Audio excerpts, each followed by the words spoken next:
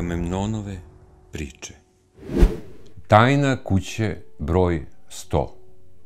Priča Bore Radonjića.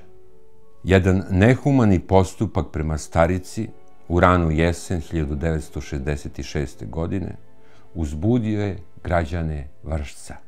Pre izvesnog vremena opštinski javni tužilac u Vršcu Radomir Đokić primio je jedno tajanstveno pismo u kome je, između ostalog, stajalo: u ulici 29. novembra, broj 100 u Vršcu, živi jedna stara penzionerka.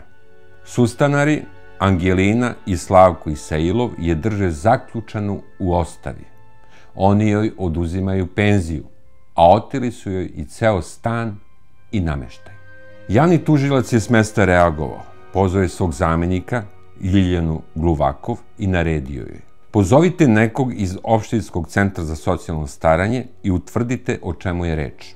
Istog dana Ljiljana Gluvakov i socijalni radnik Dajna Spariosu zakucali su na vrata kuće broj 100 u ulici 29. novembra. Otvorila im je jedna starija žena. Bila je to Angelina Isailova. Šta želite? Upitala je domaćica. Ljiljana Gluvakov se predstavila i upitala ko još sa njima stanuje u kući. Bivša vlasnica, odvratila je Angelina Isailov. Ona je bolesna, leži. Želimo ipak da je vidimo, kazala je Ljiljana Gluvakov. Domaćica nije imala kud. Nevoljno je slegla ramenima i krenula dvorištem. Pred jednim vratima je zastala, iz kecelje izvadila ključ, a kada je otključala vrata, ukazao se tužan prizor. Na krevetu, zastrtim mušemom, ležala je starica, odevena u prnje. Bila je toliko iznemogla da nije mogla čak ni da se brani od muva koje su je u rojevima saletale. Na stolu, pored kreveta, stajala je čaša pokvarenog, zgrušanog mleka. Od nameštaja u toj bednoj sobi nalazio se samo gornji deo nekog ormana. Soba je bila prljava, a vazduh tako zagađen da se jedva disalo.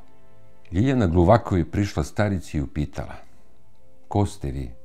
Ja sam Florika Bužar, odgovorila je ova teško bolesna starica sa naporom podižući ruku.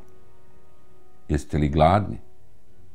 Nisam, odgovorila je šapatom starica. Juče sam jela pečeno pile. Sama sam ga kupila na pijaci. A gde ste ga spremili? Na štednjaku, tamo. Starica je pokazala prema praznom zidu. Bilo je očigledno da je starica veoma bolesna i Ljiljana Gluvakov je upitala Angelinu Isailovu: zašto niste pozvali lekara? Njoj nije potrebno nikakvo lečenje, odgovorila je nadmeno Angelina. Starica je istog časa odvezena u bolnicu, a Angelina Isailov i njen sin Slavko pozvani su na saslušanje. A ko je zapravo bila ova jadna stara žena koja je pod stare dane doživela da bude rob u sopstvenoj kući? Godine 1959. penzionisana učiteljica Florika Bužar prodala je svoju kuću radniku vršačkog preduzeća Metalac Slavku Isailovu za 350.000 dinara, sa tim da njoj dok je živa ostane jedna soba, kuhinja i ostava. Čim je pogodba sklopljena, Isailov je učiteljici isplatio izvesnu sumu novca i sa porodicom se uselio u slobodni deo kuće. 2 godine kasnije se kod Florike Bužar zaposlila kao kućna pomoćnica Jeva Dimitrije.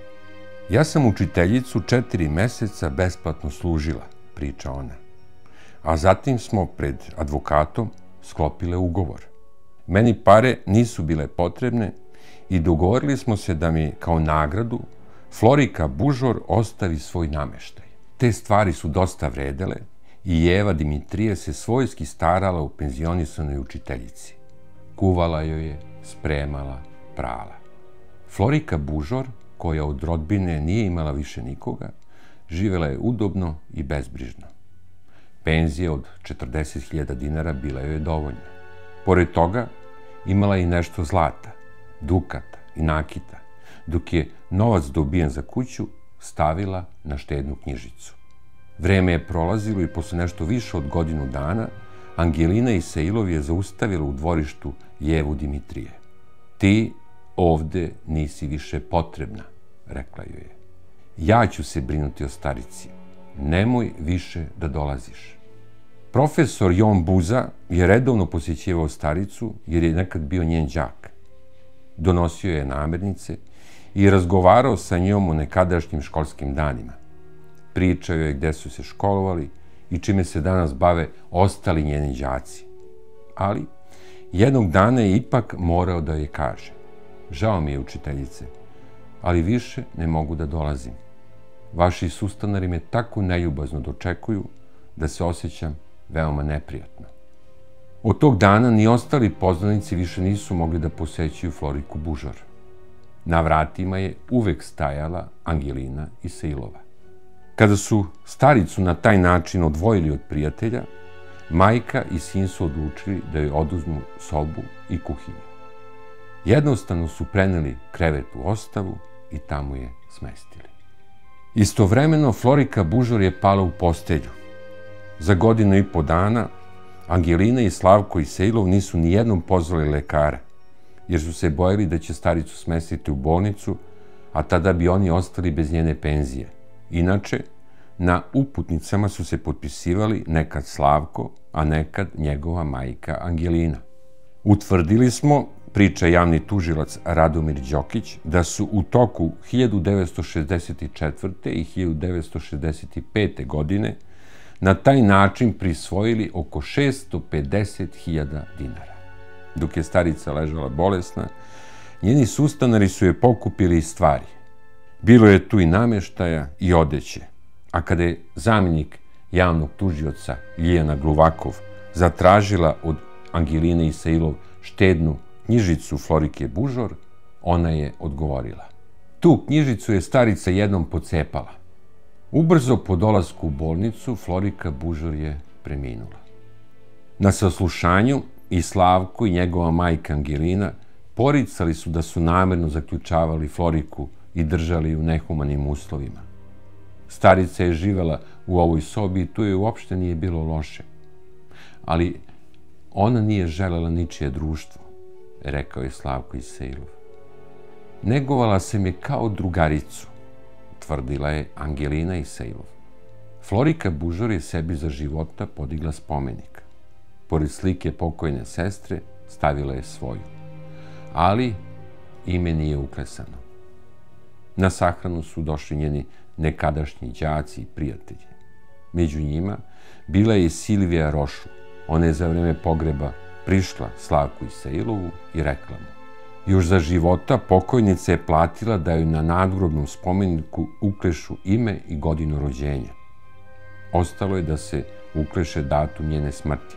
To košta samo 40.000 dinara. Učinite to, ona je to zaslužila. Hoću, svečano je obećao Slavko Isailov.